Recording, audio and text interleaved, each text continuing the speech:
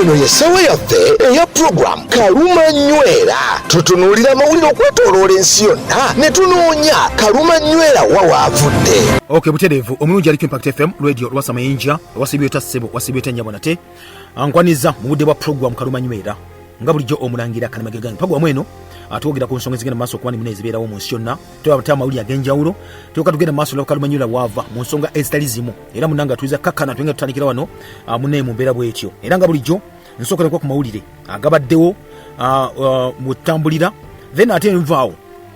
nengenda maaso nemba nga nkulagana ki kitambula oba Kaluma Nywera ava mu nsonga ezitali zimu. Tandikira mu ggwanga lya Liberia akalu kaabwe munnafrika nakaggwa okuba ndikabalibwa naye twogerera kirabika nti obudde bwonna kiriza obagaana bano bagenda kuba bagenda kibayita run off. President aliko kati amayiddwa nga George Weah munnange ne opposition leader amayiddwa nga Joseph Boakai bayika bali neck to neck ebyaddala kubanga kiga nti obulu bwakabalibwawo bulaga nti bano tebawukanye kinene nnyo bakuba akalu kaabwe nga 10 Oktoba nenga tuwogerera lwese ekyali tight bwekyo naga nti abesimbo bali 19 ne bali bonna bala tebalina makulu kubanga banabiri kali basigadde mu lwesi kati obudde bonna tugamba ntino akaboni okalaga nti bagenda mu kibaita run off. Bokai abadde ina kalidi katono nnyo naga ntino bano badde bajja besinga kono wasinga kwe batyo mpola era nga Bokai aina obululu afunye ebitundu 43 n'obutundu 7 ku 10 obwa kalulu owulidde ebitundu 43 43.7%. Then George Weah president incumbent afunye ebitundu 43 n'obutundu 6 43.65%. Teza musingako obutundu 5 bwokka babadde musingako mukubala okusinziza ku tallies oba results ezadde zakabulwako that is ebitundu nga 92 oba 93 ku 10 mu mbeera bwetyo osa ku electoral commission bwetyo yagayo munafa atuliza. So kitegeeza nti nno bano nga bwe bali awo ono busaidde okuwandi bubalibwa kirizo obagaana engeri ne lwesi ngeje bebaga jesa akasaya katono nnyo bayinza okwesanga buli omu nange tafunye bitundu 5 n'omusibe ku 10 bakatuyine tulabe tomanya anything can happen. Oyinza okwesanga nti obusigadde okubalirwa bwa muntu omu saidi emu kumbera bwetyo munafaali eyo. So bo balinda kati ani muwanguzi agenda kuba nkyalangirirwa anytime from now. Muteko mu ggwanga limeddwanga erya Sudan okusinziira ku United Nations ekitongole ekivunaanyizibwa ku mawanga amagatte United Nations bagambye nti nno olutalo oluli mu ggwanga olubadde mu ggwanga erya Sudan mu myezi 6 gyokka lutaddewo kye bayita a worst humanitarian nightmares in recent history. Mu byafaayo lwaze ntino munange kitiyo kyo kyantiisa kubanga abantu bangi bafudde abantu 9 bakafa mu kigenda maaso wano. Then abantu obukadde 5 emitwalo 6 ne bakakibwa okuba ne badduka mu maka gaabwe ne baamuka Sudaani mugana ng'atuliriza kakati ne kibi nnyo ate ne bagamba nti abantu obukadde nga 25 beetaaga kye bayita obuyambi. Jjukira okunagana kwabalukawo wali mu kibuga Khartoum mu ggwanga erya Sudaani ng'era kusomezi 15 omwezi gwali gwakuna omwaka guno gwennyini. Era oluvannyuma lw'okuba nti munenge waliwo ebbanga obutakkaanya wakati w'amagye ag'eggwanga lya Sudanese Armed Forces agali wansi w'omusajja General Abdel Fattah Burhani wamu ne commander owa Rapid Support Forces amayiddwa nga General Muhammad Hamdani Dagalo. Bano bafuna munenge okulangana kwabalukawo mu bitundu eby'eggwanga ne Sudan ebyenjawulo era nga munange tutuuka ne mu kitundu ekya Darfur ewali governor amayiddwa nga Khamis Abdel Abubeka webamutemulira mu makkati g'omwezi gwali gwa 6 makiga ntino munnaffe yali avuddeyo ng'agamba nti Rapid Support Forces bano bali bavuddeyo nga batta abantu nga baga ntino bamukwaba batta abantu of course bitundu ebya Darfur mu biseera biri ebya Omar al-Bashir ng'akyafuga. Jukira of course yalinga akozesa okugenda okutta abantu eyo era kitaawo tumene kyaliwo ekityo kanonzi ave kubanga abyogerako munene bamutta. Era okusinza munnaffe okusinza ku Griffith yayogera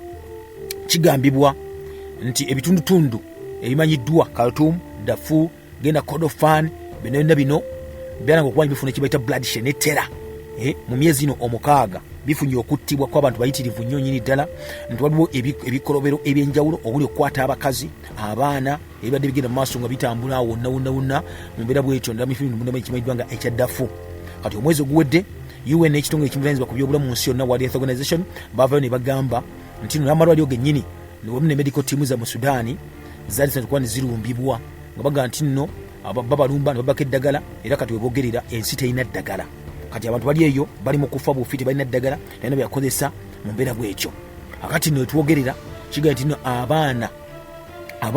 abasukka mu 1,200 abali wansi w'emyaka 5 be bakafa mu camps ez'enjawulo naddala mu West Nile State eri mu ggwanga erya Sudan kino nga kiva ku ki baga nti nno abaana bagenda mu maaso ne bafuna kibaita outbreak ya measles tebakyalina ddagala balya bubi embeera mbi nnyo amazzi majama okulwanagana bwe kaseera eddagala eribataasa teririiwo so embeera munange bwekyo bweri so kirabika nti nno Sudan kati eri ku mapu y'ensi yonna erabisa nno nga ensi ezimu ku ezo mu nsi yonna ezeetaaga munange obuyambi ngaemangu ddala nga bwe kisoboka akati kigaa nti nno ne ba aid workers abageza okuba ni bayamba 45 we bakattibwa aid workers naye abalala bakwatibwa bwekyanga olugenda mu maaso nga lutandika era nga basinga obungi ennyo badde ba staff ab'eggwanga eryo ne bayambako mu UN okuba badusa munanga obuyambi ku bantu ab'enjawulo ekyo nakyo kibinyonyi ddala era twogera kati obudde buno bali mu kusaba ebiwe bino babituuza ne tebiwulira ebiri mu kuba nti birwanagana side ne side tebatuuza tebawulira bamenya dda amateeka agafuga entalo n'agafuga obuntubula mu nsi yonna humanitarian laws okkiriza abantu okuba nimune bafuluma mu ggwanga lino n'okuba nti babatta so ekiri munange juka mwezi guno gwali gwa 8 ndowooza ya akulira Rapid Support Forces Dagalo yavayo n'agamba nti yeeraga kuba nimune batuuka ku ntegeeragana ey'okusomesa ebyokulwanyisa ne Burhan nga strategy y'okuba ni bakkakkanya bateekeo kye bayita New Sudan ne propose y'omunnaffe atuliza ate ame chief Burhan yagigaana n'agamba nti nno tajja yetagenda kukola diiru nabali bangwe ba traitors kamunanga obuzibu buli awo mu ggwanga erya Sudaani oba kigenda mu maaso okuba nimuna ekitambula mu mbeera bwekyo kakuteko mu ggwanga erya Egypt era ku mulirwano wano wate ekiriyo naga nti eggwanga limeddwa nga erya Russia lekaza okuba ndi yefunza kibayita Semazinga Africa yonna etwogerera waliwo olukuŋŋaana wiiki eno wiiki ya kibayita amasanyalaze wiiki y'amasanyalaze mu ggwanga erya Russia kibayita Russian Energy Week kati mu kwogerako eri abantu abadde bali mu kuwa nti boolesa President wa Russia Vladimir Putin yagambye nti nno Russia bali mu kuzimba nuclear power plant mu kifo ekimanyiddwa nga Eridaba mu Egypt era n'agamba nti nno plant eyo etambula bulungi nnyo amangu nga bali bakisuubira era aga nti nno eno unit yakuna the fourth power unit of Egypt's Eridaba nuclear power plant is being completed earlier than expected. This is a flagship project on the African continent. Nagamba nti nno ebbibiro effe tuzimba eryokuna mu Egypt walimu Eldaba lyakati obudde bwonna ligenda kumalirizibwa amangu dange butali tekisuubira naga nti ekimu ku ezo projects zetukola ku Semazinga Africa era aga nti nno Russia yatandise okuba nti eyagala kulaba nti nno kibaita entire industry nga bakolagana babawa amasanyalaze aba Egypt mikwano gyabwe yaga nti nno Egyptian friends and Egyptian specialists era okusinga ku Putin aga nti nno ba specialist abakugu okuva mu Russia nuclear operator emayiddwa nga Rosatom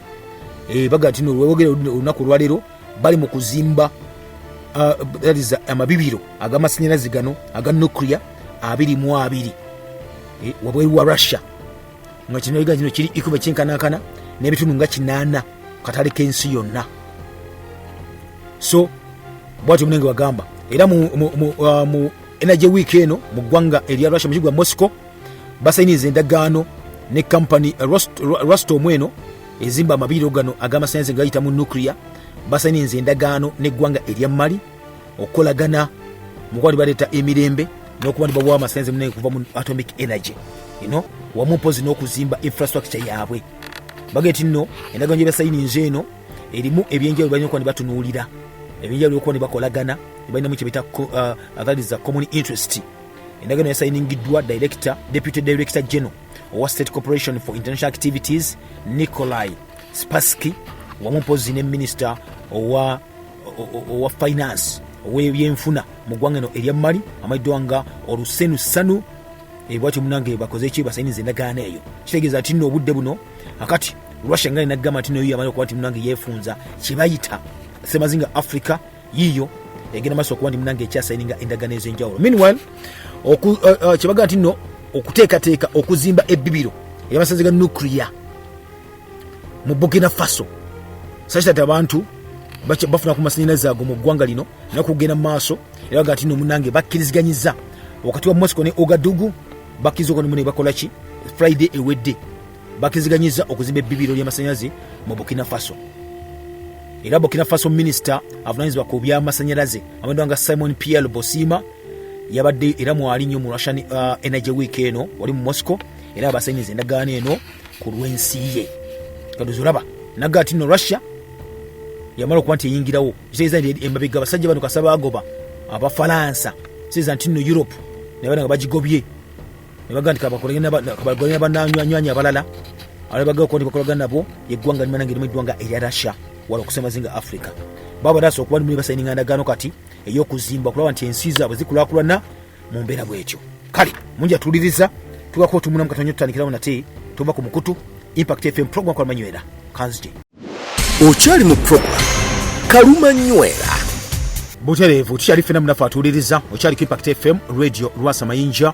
program Kalumanywera omulangira Kalimage gange tukyatambula bityo mpolampola twabana te munange ebice bigenda maaso mu ggwanga erimaddwanga erya Israeli wamu ne bayita abatujju bayita abayeekera bayita ekitani by'obuvuzi mu ggwanga erya Palestine ate eno mu Israeli babayita abatujju aba Hamas. Kakati nno bano tuwogerako munafu atuwuliriza tuyingidde olunaku lwa 10 olw'okulwanagana sinakulwanagana wabula Israeli yeekuyita kubonereza bali mu kubonereza aba Hamas olw'ekikolobero kye baakola ekyokulumba munange Abaisirairi ng'ennaku 7 lwali lwa 6 omwezi guno abaali bageze ku pate munange okwesanyusaamu ne babattamu abantu bayitirivu nnyo aye ne batwala n'abawambe batwala abantu bayitirivu nnyo abawambe abasukka mu 15. Kakati nno ebigenda mu maaso update ezigenda mu maaso anawana olwokuba nti munange ozimanya omanye munange ensinga tambula ensinga bweri ebyaddala omanye nga bwe bitambula. Kakati nno nga tutandise bulungi nnyo okuba nti tulaba munange biki ebitambula na wali oba amawulire gaali gatya agali wano na wali mu mbeera zonna bwe zityo. Kakati wetwogerera Gaza kigambibwa nti no munnaffe bali ku kibayita breaking point okulaba nti obudde bwonna omuliro guddamu okuba nti gwaka. Lwaki? Emabegakaawo Israel negamba abantu abali mu Gaza bannalo lwe Gaza babeere nga baamuka ekitundu ekyenaddala ekyomma nga ate baserengeta bagende mu south maserengeta babagenda ate ne bagamba nti baafuna kibayita okubibwamu bbomu era bangi ne bafa abandala ne baddayo ewaabwe. Kino nno kyayogeza abantu bangi nnyo ebikankana namwanga malala mayitirivu nnyo kuba bali balowooza nti nno Israel bagisaba nti nga olutalo lubeera amateeka gafuwa olutalo mu nsi yonna luga nti abantu ba bulijjo abatalina mutawaana abatali balwanyi bo mubakkiriza ne bafuluma bwe mba mugenda okuba nti mulwanagana. Kakati ekimu ku ekyo ku kyo bali kye bayita humanitarian aid oba kye bayita humanitarian corridor abantu mbasobola okuba nti munne bafuluma ne batambula ne bagenda ne batafiira te mu njega kufiira just byabwerere oba byabwemage. Akati kino Israel yagamba nti nno ebawadde essaawa zaali 24 okusooka naga nti UN nevaayo that is ekibiina eky'amawanga amagatte wamu n'abantu abanjawulo wamu ne president gwanga lya Russia Putin bava ne bagamba tekisoboka kusengula bantu abasukka mu kakadde akalamba mu emitwalo nga 2 nti obagambe nti obawadde essaawa 24 babeere nga basenguse batambudde bavudde batambule ga lugendo lulenye nnyo nnyo ddala mu badduka ekibabu olwokuba gwe muyaga kuba bomu ku bitundu ebyenjawulo ku mayumba gaabwe n'amalyo gaabwe n'amasomero kye tuyitanga infrastructure. Akati no kino neeyongereyoko era neyo kye bayita resolutions ebaafulumya eza Russia yali proposinze babeere nga munange bateekawo kye bayita humanitarian corridor abantu bano babeere nga basooka ndi batambula bulungi nnyo babeere nga bavaawo then oba n'ekirala babeere basooka ndi boogera babeere kye bayita ceasefire okussa wansi ebyokulwanyisa then bateese bali abasibe abawambibwa aba Hamas babate bulungi nnyo nnyini ddala ate era ne Israel ekira kuba nti ekasuka bomu mu bantu ab'enjawulo. Akati abantu abali batambula bagenda kibayita korido nga batereddewo kuba nti batambula okuva mu mambuka okugenda mu Maserengeta naye okwamu ate bomu abangi ne bafa. Kati bafa kitegeeza nti munaffe oba okoze ensobi ozza omusango guli gwennyini. Nejjukira Israel erina abanywanyi baabwe okuli Amerika, omuli omukago gwa Bulaaya, bonna abasinga obungi ennyo bo baga nti kati kiryokke okutta abantu singa obeera ng'oli mu self defense kwekyo kibakutuusaako okulumba noba bombinga mu mbeera bwekyo naye nga ekiba kibi. Akati ebigenda mu maaso omunaffe atuuliriza mu ggwanga lino erimu eggwanga erya Israel wamu ne Bahamasi oba bayite mu ggwanga erya Palestine kiri kitya oba kyebayita breakdown point oba breaking point nga okusooka nga bwe gambye nti Israel yadde evuddeyo n'egamba nti nno abantu aba Palestine abali mu Gaza mu lwannanda olwo babere nga baamuka ebitundu ebyo nadde ebyomambuka babere nga ate bagenda mu bitundu eby'Amaserengeta. Akati ate Israel yevuddeyo olunaku lwa leero negamba nti abantu kuba waliwo families si buli abeera mu kyebayita Gaza Strip oba olwannanda lw'e Gaza nti mu Palestine nedda, wabula Israel eneyo abantu bayo abatuuze bayitirivu abali eyo. Akati yakoze negamba tena kubanga ebombinga nayo kesooke nayo ebategule era lwekyo ekimanyiddwa nga Ramallah kino kiri mu West Bank. Bagamba kigambibwa nti bikumi n'ebikumi ebya Palestine bayitirivu nnyo abali mu bifo bino abadde bali awo nga tebalina babunda bagenda mu maaso nga bagenda munnange olw'ensonga nti nno Israel badde kubawo bomu ez'enjawulo baka bajja kufuna kawere omunaffe atuuliriza. Okusinza kwa lipoota muna efulumiziddwa olunaku lwa leero eraga nti amagye ag'eggwanga erya Israel gageze maaso okuba nti geeyongera okuba nti gakuba ebitundu gasula bomu ku bitundu ate by'emu Maserengeta gye bali ogambye okuba nti abantu bagenda kubanga bali bagenda nti mutambule mugende mubere nga mwewunya ekibabu kino ekinaayita ku nnyanja ku lukalu wamu mpozi ne mu bbanga strip enene eyo munaffe atuuliriza. Akati nno kigambibwa okusinziira ku information efulumiziddwa Israel yagambye abantu abaayo okuba nabo batambula babere nga bava mu kyebayita olubabu luno babere nga beeyongerayo babere nga bava wano mu kyebayita that is mu luwannanda lwa Gaza beeyongerayo ate mambuka okumpi ne boda emanyiddwa nga ey'abanafana ba Lebanon. Ngega nti abantu bonna bonna abaliwaawo bali badde basenguka ne bakola ki ne bagenda eyo oba tukusuula bomu nga tewali munoomu omuntu wa Israel naye aliwo mu katundu kennyini ako. So kiri kusaidi eyo bwekyo kiri naye ng'ate okusinza ku WHO ekitongole kibeera mu nsi yonna kivudde ne kigamba nti abantu mu bbanga ttono nnyo ku mazzi agasigaddewo matini nnyo nnyidala era mu bbanga ttono nnyo essaawa 24 ezigaddewo ez'amazzi ge basigaza amasannyalaze n'amafuta agasigadde mu Gaza. So baga nti obudde bwonna abantu bagenda kutandika okuba nti bakongoka nga bafa bufi naddala bali mu malwaliro ag'enjawulo. Kakati jjukira nti abantu bali mu millions nga 2 abadde bastruggling okuba nti bakyafuna mazzi ga kunywa tebakyafuna mazzi ga kunaaba wadde okwoza tebakyaliwo munange ekyo kyonna era bagenda nti nno munaffe supply zino tezikyatambula abaana tebakyafuna baby formula tebakyafuna buwunga bwa kunywa ne supermarket zennyini baga nti kati ziweddemu stock emmere eweddemu atu bagiguza abamu bagiruutinze endala bazikubye kati tebakyali kyakulya mu kaseera kennyini ako. Ate baga nti waliwo concerns ez'okuba nti abantu bagenda kufa ennyonta n'endwadde eziva ku mazzi nga tegaliiwo olw'ensonga nti nno agaliwo kati gafuuse n'amakyafu gaguddemu emirambo gakoze eki agamu gayonoonese era ne sanitation services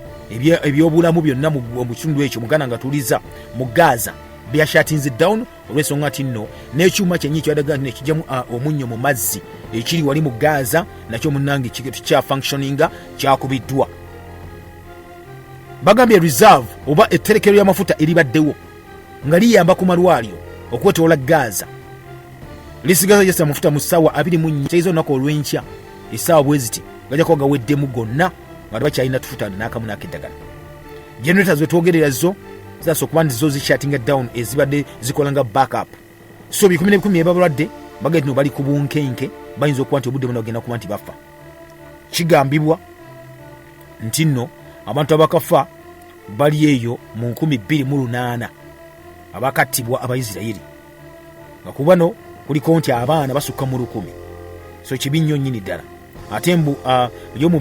that is a party ya Palestine ate abafunye ebiwundu nabo bayitirivu nnyo ate abatana kuba ndi bategerekeka amayite gaabwe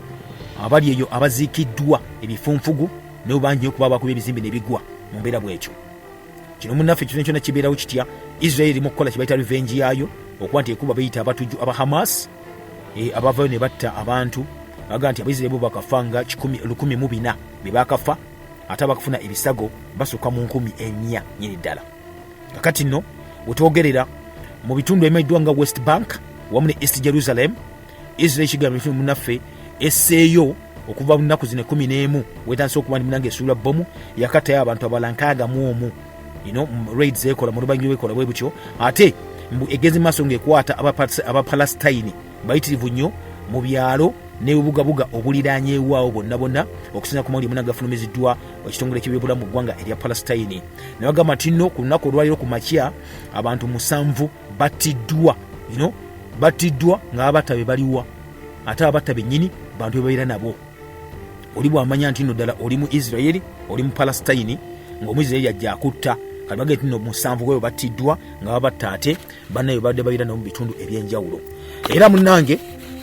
n'olunaku leero nga bukya ku makya kigamba nti Israeli amagye gaabwe gasseeyo n'omulenzi omwaka 17 amanyiddwa nga Muhammad Meheni mu lumba lwe bakoze mu tawuni emanyiddwa nga eya Haruhul mu Hebron mu maserengeta aga West Bank. Ne bagamba nti nate mu kitundu ekimanyiddwa nga ekya Nablus minisitule y'ebyobulamu egambye nti nno just ekiro we badde erangirira ekyesikezo no kulwaliro ku makya bagenda nti nno abakafa waliwo omusajja afudde bamuyita myaka 72 egy'obukulu amayiddwa nga Samia Sabura. Ono yafunye mbu ebisago bitirivu nnyo olw'ensonga nti yakubiddwa amasasi n'amagye ag'eggwanga erya Israeli ku lunaku lwali lwakutaano. So afudde olunaku lwaleero. Meanwhile Israeli nga weggala kino of course yavuddeyo neyoteeka ekirango ekinene nnyo erangirira okusengula abatuuze baayo bonna bonna kasobe nga obadde mu kibayita Jewish only communities badde kilometers nga 2 zokka okuva ku border ey'amambuka ne Lebanon bagenda nti mu musenguke mbere nga tuba tuwaana mu mpolampola mutyo kubanga baga nti obudde bwonna eyinza ate okwolekeza obw'eŋŋanga nga erwanyisa ba Hezbollah okuva eri mu Lebanon kuba nabo batandika okuba nti munanga olwanagana lugenda mu maaso so basubira nti olutalo lukyagenda mu maaso okuba nti lukyeyongerayo. So evacuation oba okusengula abantu okugenda mu maaso obudde buno kigenda nti nno Israel ekozesa amagye gaabwe okusengula abantu bano naga nti abantu kasaba nga bajjeyo baliwo Abayudaaya bagenda bateeka mu hotels ez'enjawulo ne guest houses ez'enjawulo bino guest house zino zisasuddwa gavumenti ya Israel.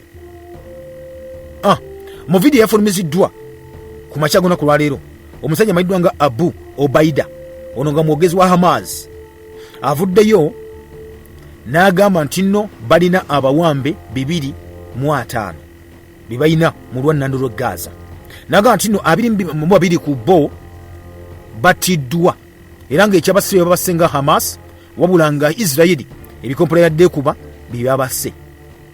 Gurupu era egamba yaba Hamas nti erina n'abantu bayitirivu nnyo abatali bannansi ba Israeli mu buwambe beerina era ng'obudde bwonna muganda nga tuuliriza badde bali mu kuba nti bo bennyini bateekateeka okubata singa beerawo kye bayita singa wabeerawo eddembe n'obusobozi obwakkiriza okuba nti bakola kibabata. Omukulembeze wa Hamas amayiddwa nga Khalid Meshal yavuddeyo n'agamba nti abawambe bano abawambiddwa basuubira okuba nti bajja kuba nti babata singa ne Israeli eta Abapalestine abweddala 6 abali makomera gaabwe mu ggwanga erya Israel bwati bwegambye. Era nagamba nti nno bano abawambe be balina kibasobosa kaseera munnange okuba nti amakomera aga Israeli gonna bagemputinga bagajjamu abantu aba Israeli berenga babata Abapalestine berenga babata bebakwatanga abasibe. Jukira mwaka 2011 Israeli yata ebikumi Abapalestine bayitirivu nnyo ngebata olw'omusirikale omu owa Israeli gwebayitanga Gilad Shalit gwe bali maze okuba nti bawamba ng'ali mu Gaza okumala emyaka 5 nga muwambe. So olunaku leero nga bukya Hamas yafulumizza munnanga akatambyako ka video statement ng'eraga nti nno ng'eva yalikodinzeyoko omu kwabo abawambe nga mwana wa myaka 21 egy'obukulu mu Falansa eyavudde munange naga mwana obuwala nagamba ye Mia Shkem so nava munene nagamba nti nno ayagala kuba nti munange addizibwa famire ye mubera bwetyo so bamulikodinze ng'alajana ate era munange ekiro ekikezo olunaku lwaleero muganda ng'atuuliriza ebaddewo poliisi ya Israeli evuddeyo n'ekwata omuyimbi ono mu Palestine naye nga badde abeera mu Nazareth yakwatiddwa ayimba ennyimba ez'obuwangwa amanyiddwa nga Dalal Abu Amel ng'ekimukwasa alina ne citizenship alina n'obutuuze obwa Israel yagenze ku Facebook ye nayeko obubaka nga asupportinga oba nga wagira Gaza kiga nti no kooti ya Israeli yavayo negamba nti noono bajja bamuteeka mu kkomera agira abeerayo neero tebamutadde agira abeerayokko ng'ate munange ekyo somayo kuba nkiyita okusina munaffe kuba buyinza oba akakiiko avunanyizibwa ku akamanyiddwa nga Palestinian Authority Commission for Detainees Affairs kagambye nti Israeli yakutte abantu Abapalestine 68 nga bajja mu kye bayita occupied West Bank ne East Jerusalem bukya nnaku zomwe zibeera nga 7 so balina mukomere batyo era nibagamba nti no kwabo bonna ebitundu 25 ku 100 olwaba bakwata bonna ebitundu 25 ku 100 baana bato n'abakasajja abakulu abali mu bikaja munange egy'oluvannyuma bonna baga nti balinga babata baga nti no ekyo kimu ekikezo olunaku lwaleero bakutte abantu 88 n'ateeka mu kkomera nga bantu ba bulijjo kati bannaffe abahamasi bati bagamba nti Israeli yakutte abantu bano Oktoba 13 Israeli yavaayo munene bakyusaamu n'amateeka bakolamu ennongoosereza amateeka gafuga amagye ne bagamba nti no kati ebitundu bina ebiri occupied Israeli byerimu kyangu nnyo omusirikale okujja nakukwata nga oli mu Palestine kasabira nga akusuubirizaamu okuba nti oleka olimenyi w'amateeka otunudde bubi feesi yefunyiza basooka ne bakusuubiza bagamba nti ekimala kimala olabika munange olina akakwate n'abatujju ne bakwata kateeka muneri basobozesa kubanga balikyusizaamu ko mubira bwekyo ate nno kujjayoko ye president gwanga limeddwanga erya America namukadde Joe Biden olunaku olw'enkya ku lwokusatu asuubira okuba nti munange akyalako mu ggwanga lino erimeddwanga erya Israel okusinziira ku Secretary of State ow'eggwanga lya America amanyiddwanga Anthony Blinken agambye nti is coming here at a critical moment for Israel, for the region and for the world. Wadayogerako munange eri bannamawulire wali ku embassy ya America mu Tel Aviv. Anthony Blinken agambye president wa America Joe Biden agenda kukyalako mu ggwanga lino erimeddwanga erya Israel olunaku olwokusatu nti ekimuleeta agenda kujja kulaga buwagizibwe ajidde mu kaseera munange ng'ensi emwetaaga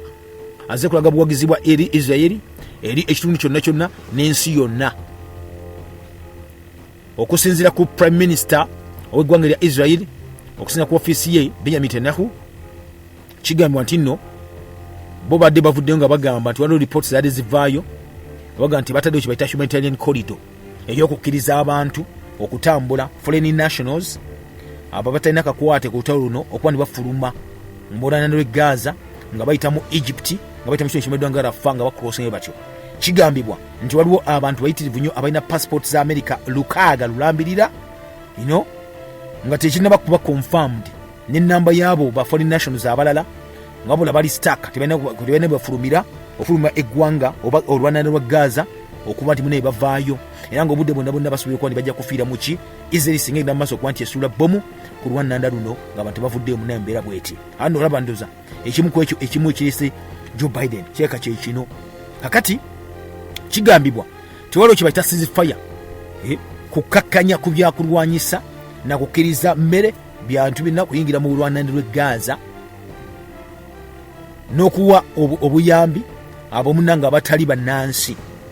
kati gavumenti oba ofiisi ya Netanyahu nga prime minister bweti we yayogedde so Biden yavuddeyo n'awoninga n'agamba nti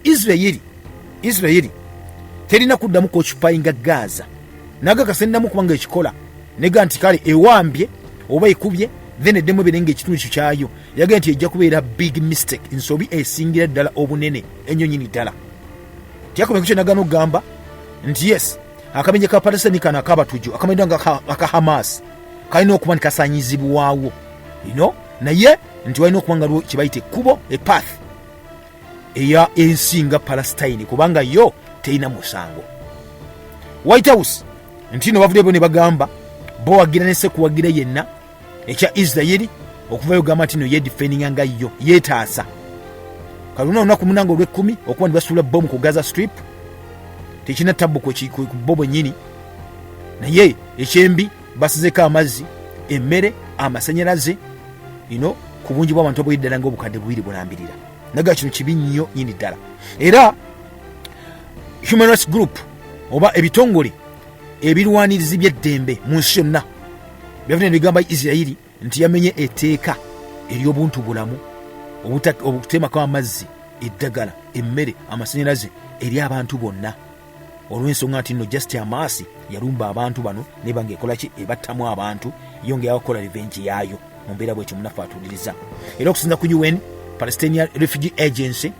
ekitongole kivunaanyizibwa ku banoonyiboobubudamu kigaa nti nno n'abantu abayambako aid workers okuyamba kuba ndi mune batuukiriza obujjanjabi ku bantu tebakyasobola kuba ndi mune bakola emirimu gyabwe mu lubanana lw'e Gaza olw'ensonga nti nno tebakyaliwo supply n'emu twakyaliwo ebintu byatwalibwa kuba nti bayamba abantu bano. Israeli yo amagye gaayo gatandise okuba ndi munange gatambula okuva mu mambuka ga Gaza gaserengeta mpola mpola era bagamba nti n'obudde bwonna bwekibaliko kiri kimu kunoonya ba Hamas balinga bakuwa ku sekalotera balinga bafa bavaawo munembeera bwekyo bweri tuba tukyali awo ate abatuuze ekyo mukitegedde nti omusajja ono okutambula kwe President Joe Biden agenda kujja eno mu ggwanga lya Israeli twalige nti sikulaga solidarity kyokka wabula mwennyamivu kubanga abantu beka bagamba tulina Abamerika tulina abantu Abamerika abali mu ggwanga lino abali staka bwe bali staka nga totaddewo nkola ebajjayo kuba nti obanunula ogenda kubanga munnange oliddemu ensi olukwe kati no kyokuba nti Joe Biden ESUDDE naga kangende munnange engoleki mbere nga tutaasa so bwati munnange bwazze omusajja ono okuba nti bakomyewo nate mu mbeera yemu abakulembeze ab'ensi z'Abarabu bavudde ne bagamba Amerika ebeeko kyekola ku nsonga ey'obuntu bulamu mu ggwanga nemeddwanga eri bannaffe bano aba Israeli ne mu Gaza. Era kigamba nti nno ono Anthony Blinken US Secretary of State abadde mu nnaku eziweddeko abadde atambula mu nsi ezikulembera abasajja Abawarabu ensi nga 6 kubanga abadde mu Jordan n'agenda mu Bahrain abadde mu Qatar United Arab Emirates Saudi Arabia ne Egypt ne President Joe Biden yamugambye nti addeyo e Tel Aviv aberenga bagereziganya ne bano abakulembeze b'ensi zino bayikyo kigenda mu maaso okuba kikolebwa obutosobola okuba ni muneerwe walika akati kigambibwa nti oluvannyuma lw'essaawa 9 nga luwa okuteeseganya ne Israel. Blinken ono yavuddeyo n'agamba nti no sayidi zombi zakkiriza oteekawo pulaani okusobozesa munnange obuyambi okuba libutuuka ku bantu okuva mu nsi zakuba nti bawa obuyambi n'ebitongole eby'enjawulo naddala abantu ba bulijjo munnange bali mu Gaza ate mbu bokkawuka balina okuba nti bakola ki bayamba tebalina kuyamba basirikale kakati kisinzira munaffe omu ku abo US envoy mu Middle East ku nsonga z'ebintu bulamu amayiddwa nga David Satterfield yagenda nti no bali ready bagakusinkana ne officials abakungu okuva mu Israeli olunaku olwaleero balabe plan egenda kubeera etya such that abantu ba bulijjo tebafa nga bafa just babalese bulisi batyo tebalina mmere tebalina ddagala tebalina masanyalaze tebalina mazzi tebalina na mmere yakulya mu mbeera bwekyo munafu atuuliriza kakati nno bwekyo kitambula ku sayidi eyo gwe munafu natatuuliza aliko Impact FM radio Lwasa Mayinja tuba tukyali awo nate munnange bwe tugendako mu ggwanga kigambwa nti Amerika evuddeyo negandi bagenda kusindika ba marines be basirikale abalwanira ku mazzi bagenda basindika era bamaze okuba basindika bagende ku coast ku mwalo ogwa Israeli baberenga bakuuma eyo kale ekiriwo kiga nti Pentagon ekitebe ekikulu ekyeggwanga erya Amerika ekyabanafano bannamagye baga nti no basindise abantu balubira n'abasirikale b'oku mazzi 2,000 baberenga bagenda mu maaso baberenga basalako oluwa nnanda lwonna oba coast olubalama oluwa Israeli mbunga balaga kibayita show of force mu kitundu ekyo nyini okulaga nti webali balina amaanyi bazze kulaba nti nno munange bayambako bakuuma Israeli eno. Era kyebagamba kyonna kiri kibaga nti nno kyonna bakuba ndi bakuuma obulamu bw'abantu okuba nti bugenda mu maaso okuba nti bufa. Nga bakulembeddamu ekibiina ekya 26 Elite 26 Marine Expeditionary Unit. Baga nti nno eno gye bayita Rapid Response Force, gye bayita nga obudde munange buggayegaye mujje mutuyambe, bamaze okuba nti munange bubaalinnye kye bayita on board USS Batani. Eryato lye batambuliddeko ne bagenda nti nno munnaffe eddwanyi likirira wansi linga submarine, bakirira wansi ne balwana ne ku mazzi ne balwanirako amphibious assault ship. Ne bagamba nti neno gye bavuddeko emabega kaawo yali bagitaddeko mu kye bayita Gulf of Oman. Kati bavujjijeeyo bagenda nti eyolekere egende ku luwannanda ku saidi eya Israeli eberenga ekuuma munange omwalo. Tebatubulidde right destination oba egenda kubanga etuukirawa, naye bamaze okuba nti batubuulira bayungudde. Ejjukira nti already America yadde emaze okuba nti eyungula that is emmeri zabadde 2 zigende muno wali mu kye bayita Mediterranean, Eastern Mediterranean okuba ali munaye zirawunda mu kaseera kennyini. USS Carrier Strike Groups ezo ezabadde zijjudde munange ennyonyi ennwanyi kuliko abagundi ennwanyi ezakabye ennyo ddala. Kati obudde buno katusubire munaye bwebaga okuba nti basimba amakanda bano tetumayogera kuba nti babeera naye nga bagenda kubeera ku gundi ku kosti yonena ku mazzi aga Israeli. Akati deployment enzo bakoze kigamba nti nno ekibatwazizza bano abantu 12 abaserikale ab'oku mazzi kusindika bubaka eri Iran ne Lebanon. Kuba Lebanon waliyo bebagamba nti batujju abayekera amayiddwa nga aba Hezbollah,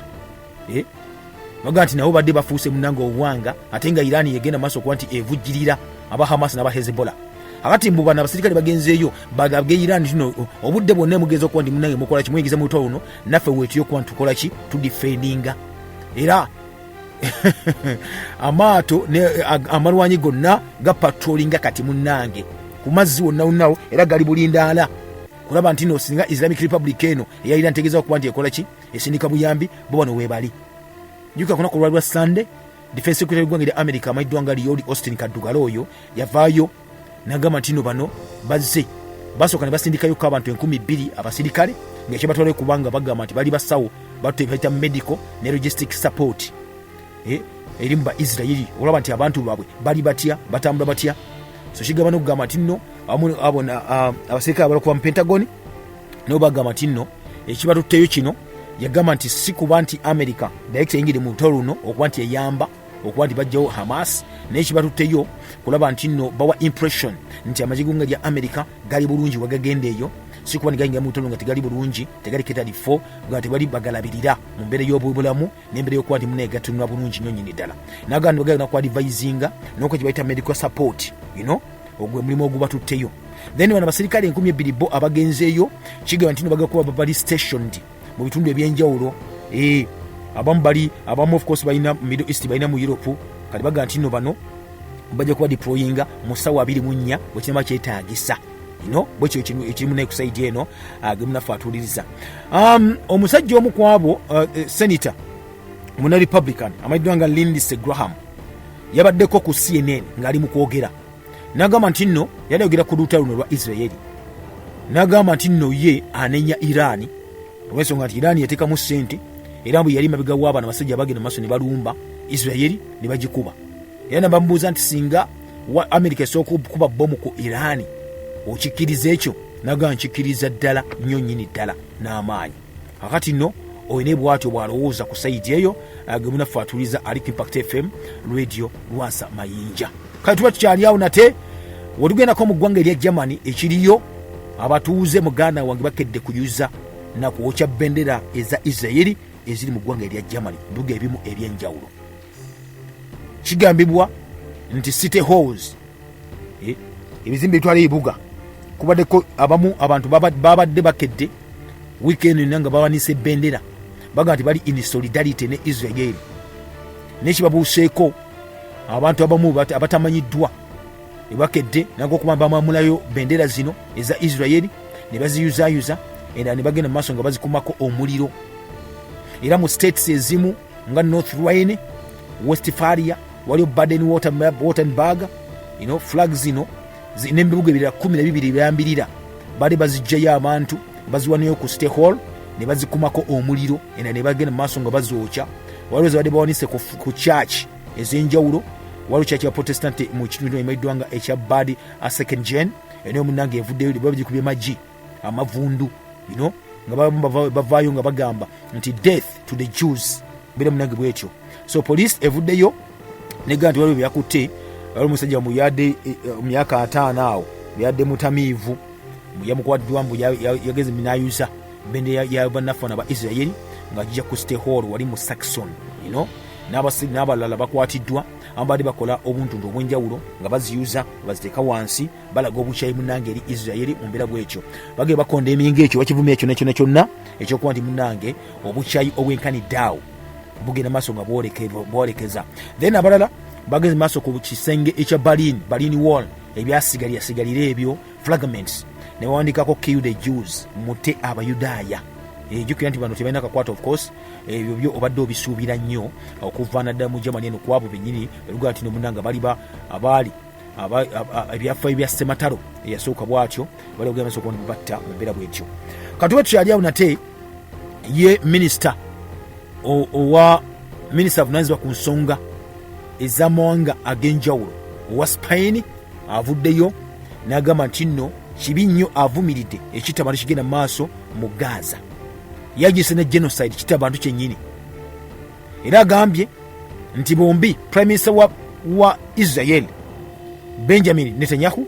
wamu n'abatujju ba Hamas bonna balina okubonerezebwa wansi wa International Criminal Court ICC. Ono minisita ensonga za minisita ono bwatyo wagambye amayiddwa nga Iyona Berara agambye nti Israeli eri mu kutta abantu mu ngeri yennyini, carrying out a planned genocide. Eri mu kusanyawo bantu ng'ekimanyi bulungi nnyo mu Gaza. Era naganno kino ekikoze nereka nga bikumi ne bikumi eby'abantu mu Gaza tebalina mazzi, tebalina mmere, tebalina masanyalaze. Era ono takomeko ekyo n'agamba n'okugamba nti bombi bano balina okusimbibwa mu kooti ey'ensi yonna ICC ewozesa emisango gya bakalintalo bali nga bawoza emisango gino kubanga kibakakatawo bonna okuba nti batta abantu kibata genocide. Era Berara takomeko ekyo n'agamba nti no Israel eno etandise wakyekoze bakita unspeakable hypocrisy. Yo yagamba nti no bakozesa okutemula abantu okwabadde kwa Hamasi okutandika okukola ebikolobero ku lulwo oga nti naife basemu abantu baffe naffe katuta abantu naga nti ebibi bibiri tebikola kirungi kimu. Toza kubanga oli yassa abantu bo nawe notta abantu ababulije batalina mutawaana abatalwana abaana bato abakazi olwokuba nti oli yasse munange ki abantu bo. Era mu kavidiyo akalabiddwako ak'eddakiika 5 Berara avuddeyo ng'agamba ng'anenya Netanyahu ne gavumenti eyo yonna olwa apartheid ne occupation nti bagala kwesenza mu Gaza ate n'okutta abantu mu ngeri bweti nga beekwese mu kiri ekitta abantu. Byaddengera okupate ye yavuddeyo n'agamba nti no bano bonna beetaaga ekirala, beetaaga okuggula kye bayita humanitarian corridor olwannanda abantu balinga basooka bayita mu bulungi nnyo balinga bava mu Gaza nga tewali n'omu abakutteko wadde Israeli okubanga eddemu okuba nti ebombinga ebifo bino saita abantu basooka bafuluma ne bagenda. Era avuddeyo n'agamba nti nno asaba ne mukago gwa Bulaaya gugambe Netanyahu aberenga alekeraawo okuteeka pressure. Ayagala mukago gwa Bulaaya European Union guteeke pressure ku Israeli ne prime minister balekerawo okuba ndi munne babombinga okuba bomu mu Gaza nti n'ekirala kibayita arms embargo abo nabawo ebyokulwanyisa balekeraawo obakozesa amakubo gonna amalala okuba ndi munange emyembe gidda mu kifo kino. Kati bagamba nti no Israel's occupation and apartheid of Palestine should stop. Bwatyo munange bwagambye mu kaseera kano kennyini. Yanagamba nti akaseera kajja kutuuka nga ICC yina okuba nti munange eramula eveeyo ebirenge egamba nti lwaki mwavuddeyo ne mutandika bino byonna eyokuba nti mutta abantu nga ate mukimanyi. Ye prime minister Netanyahu kyavudde n'agamba nti Israeli amagye gaabwe gali prepared for a long war. Olutalo luwanvu luleka lugenda kubanga mule lugujibwako bujibwa bali mugate mulwana yagenda nti amagye ga Israeli getesetese okuwona munange olutalo oluwanvu. Agambye nti nno Israel amagye gaabwe gagenda kulwana paka nga gachieves kibaita complete victory over its enemies. You know,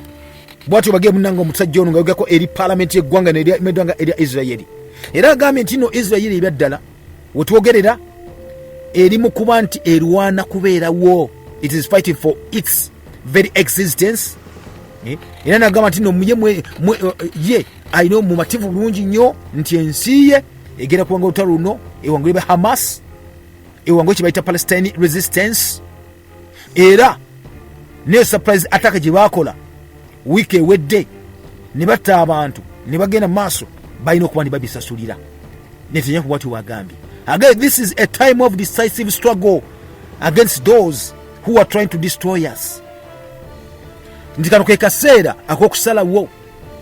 okuba oyo nena atatwagala ayagala okuba nga atusaanyaawo. Our goal is victory, complete victory over Hamas, eliminating once and for all its power and the threat it poses to Israel. Naga kigendera kyaffe kya buwanguzi kya kuwangula ba Hamas, kubasaanyizaawo ddala n'amaanyi gaabwe gonna n'oyo nena ageza okuba ni munanga akola ki atwetera oba atusaako obulabe nga Israel. Bw'adda ayogera mu National Prime Minister yavudde n'agamba nainsistinga naga nti Israel yo eri lwedde okuba nti ezza omuliro eri n'aba Hezbollah abava mu Lebanon eri akabinji ako singa kageza okuba nti kayingira mu nsonga zino. Yagebwa ati, and I quote, I also have a message for Hezbollah. Nina obubaka eri Hezbollah. Do not test us in the north. Temugezaako kutugezesa mu mambuka. Do not repeat the mistake you once made. Temugezaako kuddamu ensobi gye mwali mukozeewo okusooka. Because now the price you will have to pay will be much higher. Kubanga olunaku lwaleero omutema gwena okuba musasula gujja kubeera waggulu nnyo. Bw'atyo yagambye munnaffe obubaka bwawadde parliament n'obubaka bugenze eri Hezbollah ne Hamas. Naga nti no, Hezbollah and Hamas we are part of the axis of evil. Bw'atyo munnaffe agambye, era n'agamba nti no bano abatekamu ensimbi Irani. Netanyahu agambye nti no Hamas be bamu ne Islamic State ISIS nga bali okusookera ddala. Naga nti no just bano bakiikidde just new version eya Nazism. Era n'agamba nti no n'ensi yonna eri civilized erina okuva yegatta ku Israeli balwanyise obunazi buno. Era n'agamba nti no just like the whole world united to defeat the Nazis and ISIS, it must now unite to defeat Hamas. Benjamin Netanyahu agambye ng'ensi yonna bwe yegatta nerwanyisa abanazi nerwanyisa abatujju ba ISIS, kati ke kaseera okwegatta ate erwanyise aba Hamas. Jukira Russia avudde ne warninga Middle East yonna nti no obudde bunaweza okuba nti bawolekedde kati olutalo ojja okuba nti bubalukawo singa tewaliwo kye bayita ceasefire obudde buno. Naga nti ebeddala we acknowledge Israel's right to self-defense, naye tukenneminga ate ebikolwa ebyefujjo ebijja okuba nebikolebwa okuboneza Palestine bonna. Putin yagambye nti bakkiriza Israeli erina olukusa olw'okwekuuma n'okwedifendinga nga yo self-defense, naye ate bavumirira ebikolwa ebisobola okuba nebiviiramu abatuuze aba Palestine abatalina musango abaana bafiiridde mu lulumbaganyi luno. Era naga nti no engeri yokka ey'okugyawo oba okwewonya olutalo olubadde wakati wa Israeli ne Palestine olumaze emyaka n'emyaka n'ebisiibo walina okubawo kye bayita negotiations n'okuteekawo kye bayita independent Palestinian state. Kyokka kirina okuba nkikola. Mbwe kitali ekyo bano bajja kulwana saidi zombi paka mbu twogere paka endiga ezinadde waka nga twogera bwogezi, kubanga ebyaddala entalo zibaddewo wakati w'abasajja n'obombiriri waliwo manganga n'ogombiriri tezo kwa nzigwawo mu mbeera bwetyo munaffe atuuliriza okusinziira kwani okusinziira ku basajja bano. Ye Zelensky yadde avuddeyo nga ganayaga kuba nti akyalako mu ggwanga lino erimanyiddwa nga erya Israeli. Bamugambye nedda sebo, the time is not right for you to visit mu kaseera kano nga tulwanaga ne ba Hamas. yavuddeyo yagamba nti agakuba nti akyaliyako Israeli alage solidarity, alage solidarity olw'ensonga nti munnaffe naye abadde mu lutalo namulaga nti bamulagawo okwagala, bamugambe nti nedda ssebo nedda nnyabo tokigezaako. Bamugambye akatanake kano munanga katuufu akuba nti okuba nti otambulako oje obeere ng'olambula, olwokuba nti owulidde President wa America yagakuba nga alambula atuukayoko munaye gendayoko olage simanyi obuwagizi bwo, ekyo munaye tekijja kukola. Kati Israeli mugambye nti yes tukimanyi nti otuwagira nakiseera kano munnaffe okuba tukuba aba Hamas si kalungi kuba nti okola ki oze. Agambye Zelensky nti Ukraine eri mabega wa Israeli era evumira ina surprise attack gye bakyusaako nga 7 October. Era n'agamba nti nno ensi zonna zabadde zivaayo munene neziraga ziri mabega waani wa nafana ba Israeli. Era n'agamba bw'ati, this is why I urge all leaders to visit Israel and show their support for the people. I am not talking about any institutions, but about support for the people who suffered from the terrorist attack and are dying today. Mebyogera last week yagaa nti nno ayakuba nti akyalako mu Israeli alage n'akubiriza abantu b'ensi yonna okuba nti munaye bakyalako bonna mu Israeli. Kati bamugaye muganda wange akajanyo kagiro okateeka ebbali, olutalo munnange si lwakweraga kujja kulaga solidarity, tojjayo kuba tekiri safe mu ggwanga lino erimu eddwanga erya Israeli. Bwatyo bamugaye musajja ono munnange mu kaseera kano kennyini. Kale bulijjo obudde butusalako ebyaddala naye nga yo program yakyagenda maaso, tuya kwongera maaso nga tukuwa information egenda maaso na wali oberenga munnange ogitegeera nga bulijjo omulange akalemege gange bwetyo olunaku lwaleero mube bulungi mweraba.